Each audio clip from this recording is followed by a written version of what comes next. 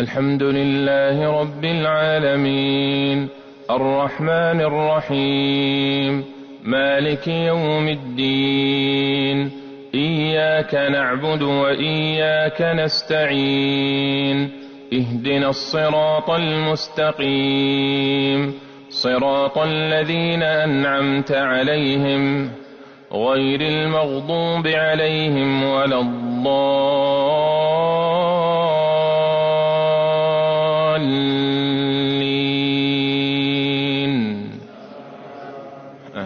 अॼु दोस्त आया बाबू भट्ट साहब पिकियो जेके बि आहिनि भट्ट बिरादरी जा इहे वार्ड नंबर 1 जा आहिनि वोटर।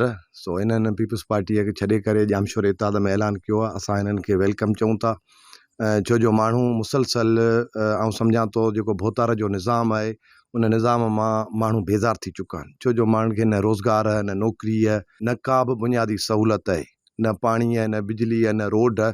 तंहिंजे करे माण्हू हाणे उन शइ मां तंग थी चुका आहिनि। हीअ चाहिनि था त हिन निज़ाम मां असांजी जान छुटे। सो हिननि इहो अॼु फ़ैसिलो कयो जामशोर इताद में शमूलियत जो।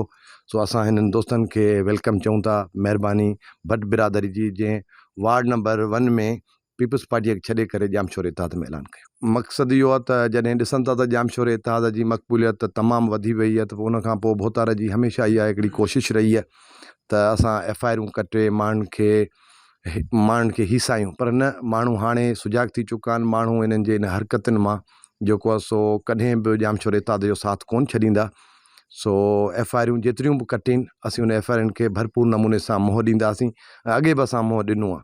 सो इनशाला असांखे न पुलिस जी परवाह आहे न इन्हनि जी जेकी हरकतूं आहिनि उन जी परवाह आहे।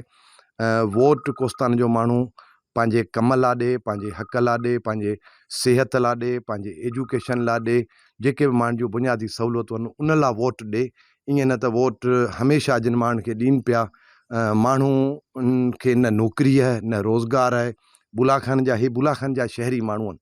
हे बुलाखान में सुबुह जो मज़दूरी कंदा आहिनि त शाम जो अची पंहिंजे बचनि खे खाराईंदा आहिनि। सो जॾहिं अहिड़े माण्हुनि खे बि ग़रीब माण्हुनि जी मदद नथी कई वञे त यकीनन माण्हू बेज़ार थी तॾहिं जामशोर इताद में आया आहिनि। सो इन्हनि शयुनि सभिनीनि खे मोह ॾींदासीं इनशाला।